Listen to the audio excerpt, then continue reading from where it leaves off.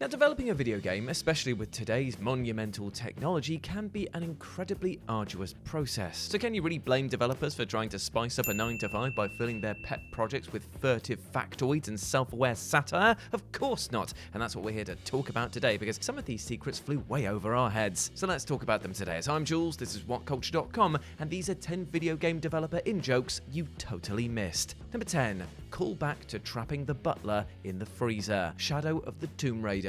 Even if you've forgotten the entire rest of Tomb Raider 2, the one thing that you're obligated to remember forever is the ability to lock the butler in the freezer. It is an unwritten rule. Now, the game starts in Lara Croft's fancy abode, Croft Manor, where you can freely explore the place to get the hang of Lara's acrobatic skills and agility. Now, there is a catch, however, and that is that the family butler, Winston, will rattle along relentlessly behind you wherever you go. So then, you do the only reasonable thing you can think of in such a situation, and that is to lead him into the walk-in freezer, then slip out past him and slam the door right in his face. For years, this trick was just a nostalgic joke amongst the players, but in 2018 Shadow of the Tomb Raider, a note from Winston to Lara's parents detailing this exact situation is found, making it very much canon, at least in the reboot series. Obviously, the developers were in on the joke as much as we were, and what better way to pay tribute to it than by having the reboot Winston share his predecessor's frigid fate. Number 9. SHALE'S Resizing. Dragon Age Origins. Video game character models must inevitably go through a lot of changes during development, and not always just cosmetically. For when an NPC proves to be so big and cumbersome that it can't even navigate the game world in which it resides, well, changes have to be made. And in this case, such changes didn't sit too well with the NPC in question. Shale, a friendly but disgruntled golem that you can find, is height-wise a little bigger than yourself at the time that you meet it, but during development, its character model was originally much larger. But when it showed to have great trouble getting through the doors around the place, the developers gave it a pretty drastic scaling down. By a line of dialogue from Shale, this resizing is made canon within the game's story,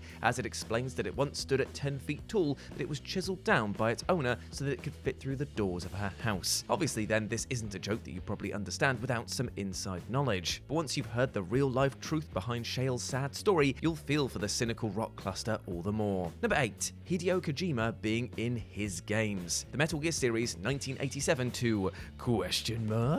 Hideo Kojima. A video game made by the most unsubtle man on earth, second only to David Cage, wouldn't be complete without us getting a good, unapologetic cameo of his fully computerized self at some point. Far from a one-off gag, Kojima's character, Hideo, appears in not one but 3 games in Konami's Metal Gear series, Peace Walker, Ground Zeroes, and The Phantom Pain. In the latter 2, he also provides the voice of himself. To those who don't keep up with video game news and just like to play video games, Hideo may just be another run-of-the-mill NPC that gives Snake a reason to get off his behind and bloody do something. Kojima is one of the modern gaming industry's most recognizable faces, but to the average player, these cameos may have well gone completely unnoticed. So be it sneaky stocking stuffer filler for the more observant gamer or a shameless act of pure self-indulgence, Hideo Kojima's presence within the Metal Gear franchise is something that you'll never be able to unsee once you know about it. Number 7. The Donkey Lady. Red Dead Redemption 2.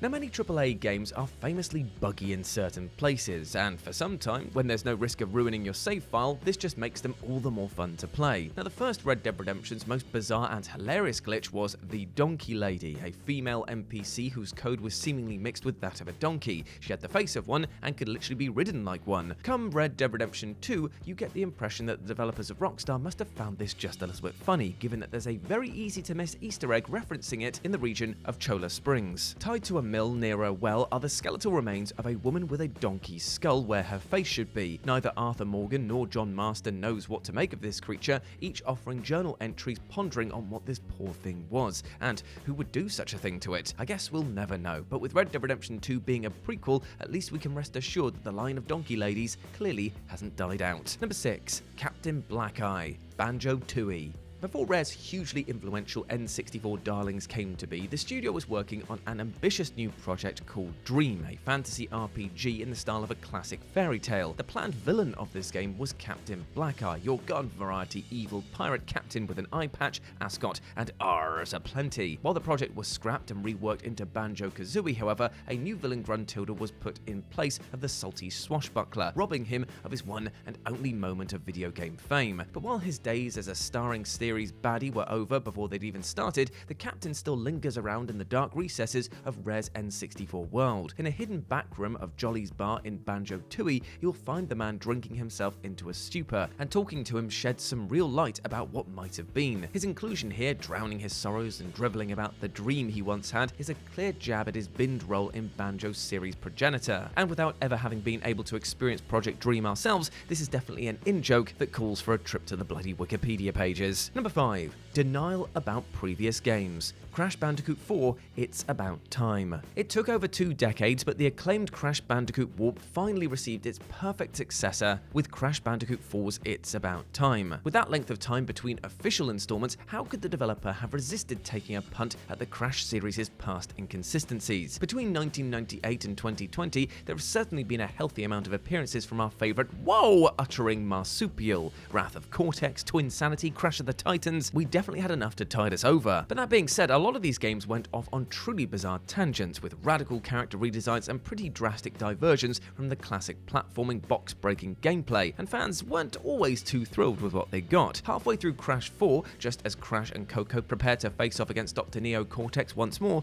the trans-dimensional mask Lani Loli comments on the fraught history between the two parties. He asks how many times they have defeated him, to which Coco tiredly replies 3, and confused, he quietly remarks, "Really? Only 3? Funny, that seemed like more." Only the most loyal of Crash fans will pick up on this dig at the previous games in the series, because Cortex has obviously been fought way more than 3 times, and perhaps this was even an effort to erase them all from our memories altogether. Either way, it's good to have you back, Crash. Number 4. John Romero's Head, Doom 2.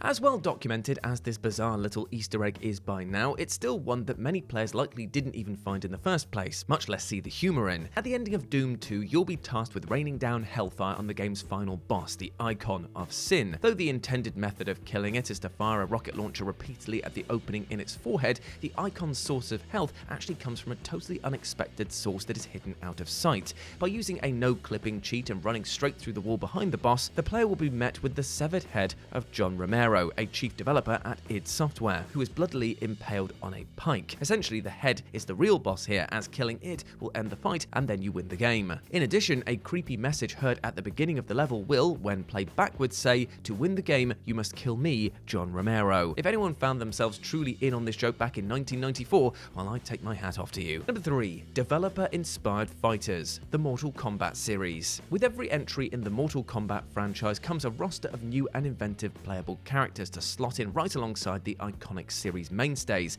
and with so many fighters to manage, you just know that the developers are going to incorporate a little whimsy into some of their designs. Enter Noob Saibot, a character introduced in 1993's Mortal Kombat 2 and continuing to appear in the series right up until the present day. Aside from being just inherently funny, Noob's first and second names are actually derived and reverse surnames of 2 of the Mortal Kombat series creators, Ed Boon and John Tobias. Also of note is Ermac, who was originally present in the original Mortal Kombat as a red-coloured clone of Scorpion. In the earliest arcade versions of the game, the list of fighters would actually show his name, Ermac, an abbreviation of Error Macro due to a coding error. People enjoyed this secret character, however, and Ermac went on to become his own persona in Ultimate Mortal Kombat 3. It just goes to show that the developers really do listen to their fans sometimes. Number 2. WHIMSYSHIRE, Diablo 3. When Blizzard first announced Diablo 3, cries of pure delight from the fantasy dungeon-crawling fanbase were heard around the world. However, a sequel to what many consider to be one of the greatest video games ever, and yes, I am a part of that crowd, had a lot to live up to, and when gameplay trailers emerged, well, fans were a bit up in arms within the millisecond. Among the complaints was the bright and cartoony art style, which was a huge departure from the uniquely dark, chilling atmosphere of Diablo 1 and 2, and Blizzard took note of this, in their own way at least, and in response to the criticism, the land of WHIMSYSHIRE was born. To access this world of rainbows, unicorns, and health-replenishing cupcakes, you'll need to pick up a whole laundry list of items, but it is worth it though, if only to see how the developers at Blizzard seem to handle negative feedback. So then, while it may not address the main problem that people had with that game, it at least stands as a humorous little secret and an affirmation from the developers that they'll do whatever the hell they want to do. And number 1, the Gabe Newell room,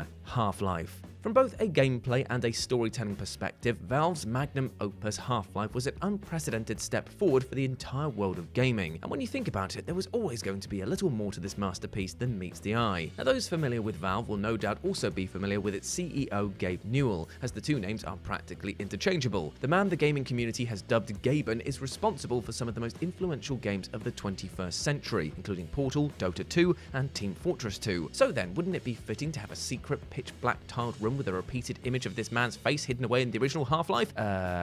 Yeah, sure, why not? Yeah, okay. But it is there though, and all it takes is a handy no-clip cheek to reach. Once inside, you'll have to use a torch to see anything, and even then, all you'll see in every direction is an endless grinning Gaben. Clearly, it must have been a slow day for somebody at Valve, but as elusive of an in-joke as it is, we thank you, bored developer, for giving us both a hearty laugh and kind of the fright of our lives. Cheers. And there we go, my friends. Those were 10 video game developer in-jokes you totally missed. I hope that you enjoyed that, and please let me know what you thought about it down in the comment section below. As always, I've been Jules. You can go follow me over on the Future Game Show, where I'm doing all of my gaming content going forward, and it'll be great to see you over there. But before I go, hope you treat yourself well with love and respect, because you deserve the best, my friend, and do not let anything or anyone else tell you otherwise. Go out there and smash it, you massive ledge. I believe in you. As always, I've been Jules. You have been awesome. Never forget that, and I'll speak to you soon.